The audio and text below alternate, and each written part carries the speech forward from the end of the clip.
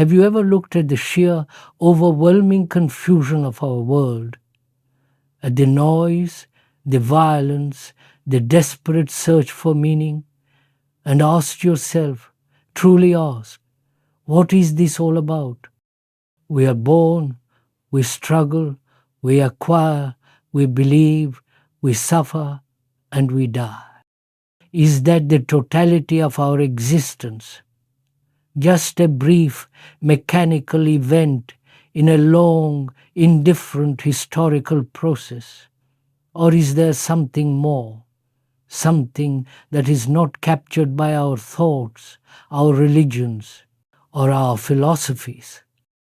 If one is willing to go that far, truly willing to question the entire structure of our lives, then perhaps we can begin to find out what is the meaning, if any, of all this existence. But I must ask you, please, to understand from the very beginning that we are exploring this together. I am not teaching you, and you are not learning from me, because in this field there is no authority, though I may sit on a platform simply because it is convenient for you to see.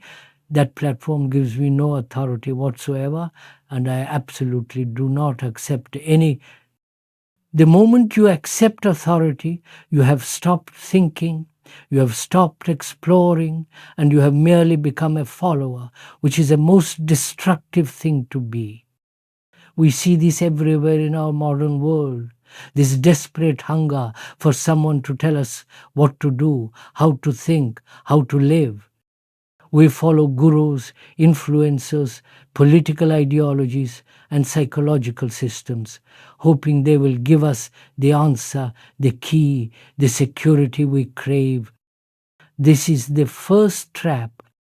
So we are together, and I mean that profoundly, sharing our explorations, finding out for ourselves as two human beings, if there is any depth to life at all, to explore in any field, particularly in the field of the mind and of life itself.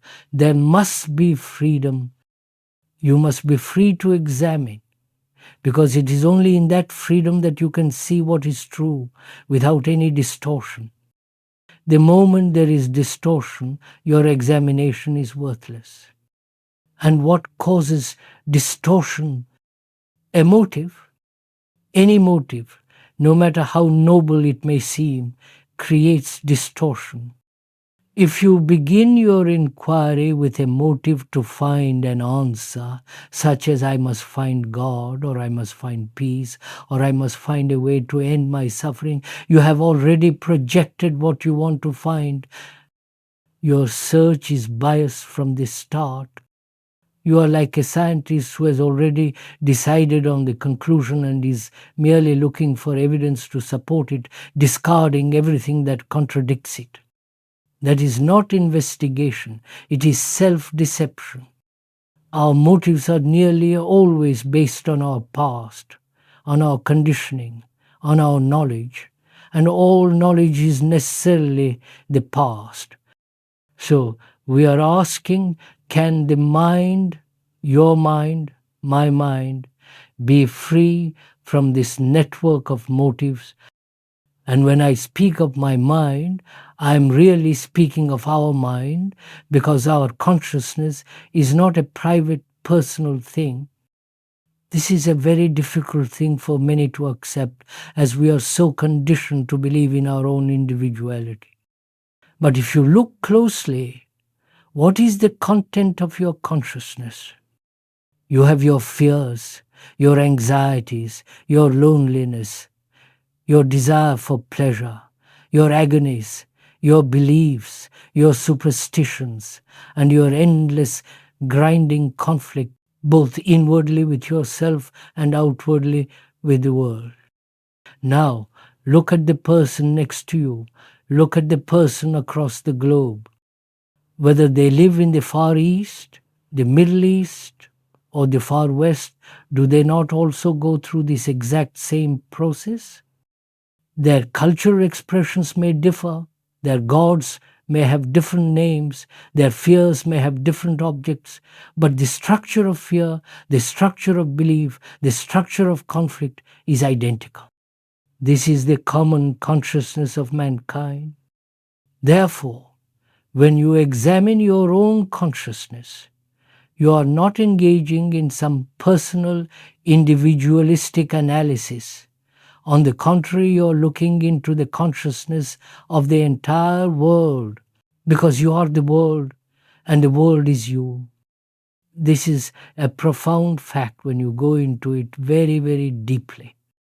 So, a mind that is free to explore is a tremendous demand.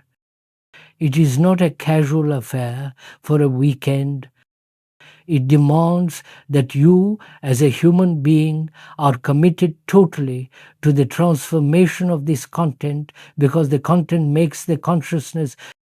We are not concerned with tinkering with the content, not with managing our anxiety or coping with our fear. We are concerned with a total psychological revolution, a complete mutation of this consciousness. To explore this, you need a tremendous amount of energy, but most of us have no energy, do we? We dissipate it. We waste it in this constant inner battle. We dissipate energy when we try to overcome what is, when we try to deny it, to escape from it, or most subtly, when we try to analyze it. We have become obsessed with analysis, with digging into our past, into our childhood, believing that by understanding the cause of our fear, we will be free of it. But as we have said many times over the years, the analyser is not different from that which he analyses. The analyser is the analyzed. When you are envious, or angry, or greedy, and you say to yourself, I must analyze this greed. Who is the I that is doing the analyzing? Is that I separate from the greed? Or is that I just another fragment of thought, another part of the consciousness which is greed, pretending to be a separate objective judge in order to control it? This division is an illusion, and this is a fundamental reality. The very act of analysis, which seems so intelligent, is a dissipation of energy because it is rooted in a false division. So, we are asking, what is the meaning and the significance of life, if there is any meaning at all?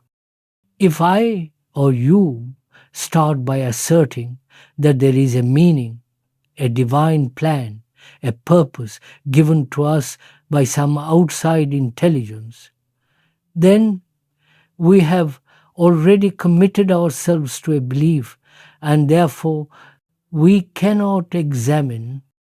We have begun with a distortion, a comforting answer that prevents us from asking the real question.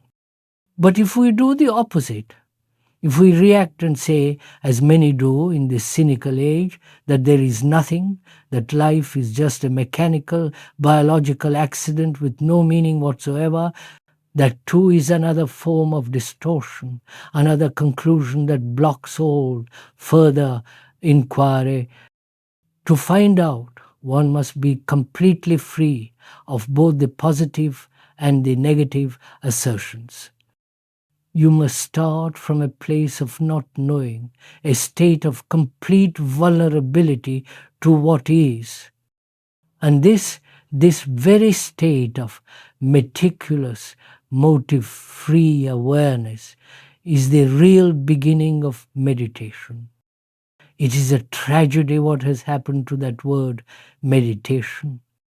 The gurus and the teachers that come over to this country from India and are now springing up all over the world like so many mushrooms after a rain have brought to this word a great many meanings, most of which are a form of commercial enterprise. You have this thing called transcendental meditation. And I truly wish they hadn't used that lovely word, because what they offer is a purely mechanistic trick. It is the repetition of certain words, certain mantras given to you at a certain price on the market.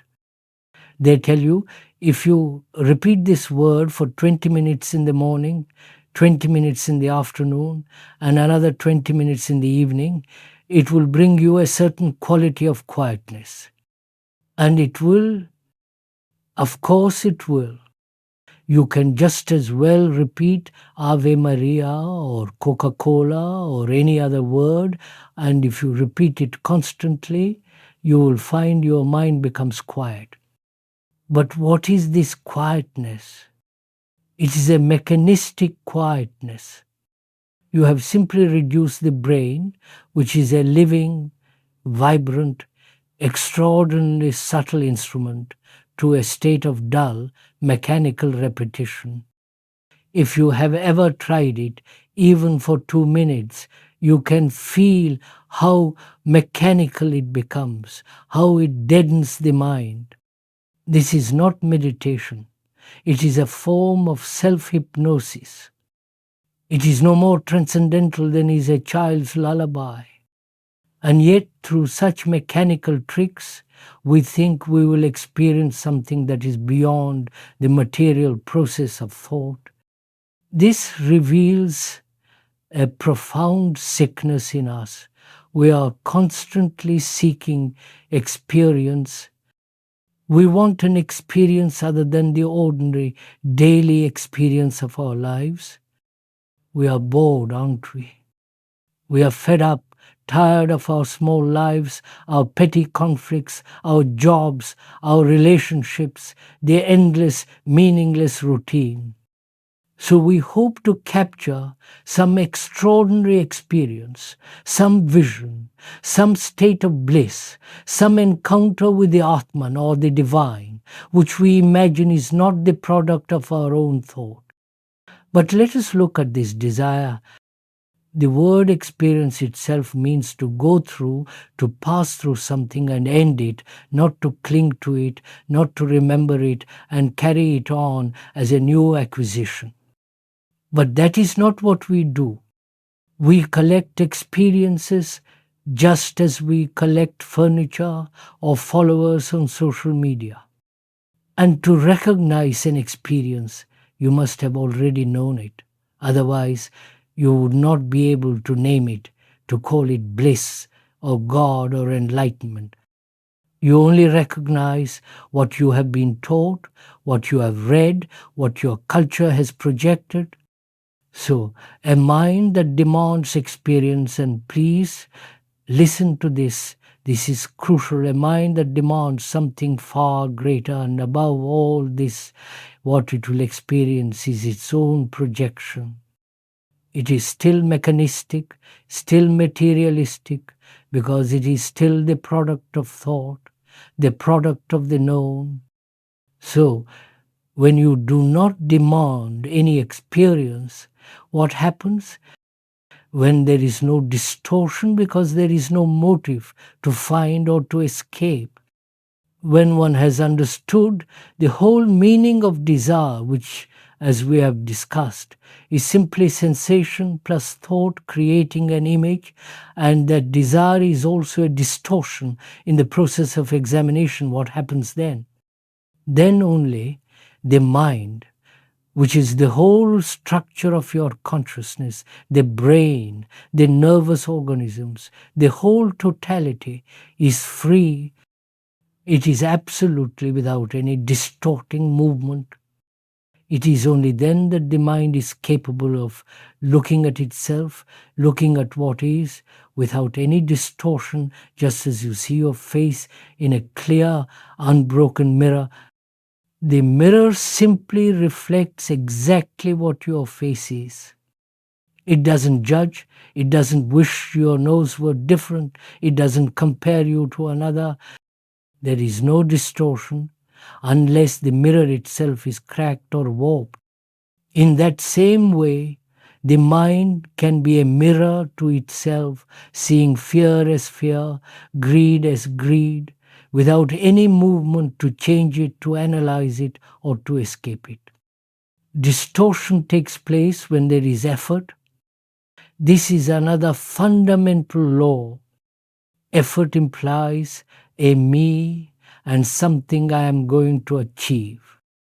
It implies a division between the observer and the observed. I am here, and the goal, peace, God, enlightenment is over there. This division, this gap between me and that, invariably brings conflict. I have to struggle to control my thoughts, to discipline myself, to force my mind to be quiet. This is the root of all inner violence. It is the same pattern that creates conflict in the world. My nation against your nation, my God against your God, my belief against your belief. Wherever there is division, there must be conflict. Therefore, meditation, the real meditation, comes into being only when there is the complete ending of conflict. This means every other form of meditation, every system, every practice, every method that involves effort, control, or practice has no meaning whatsoever, because it is based on the very division and conflict it is pretending to resolve. Thank you for joining this exploration. If these questions resonated with you, please consider liking this video and subscribing to the channel for more deep inquiries into the nature of our minds.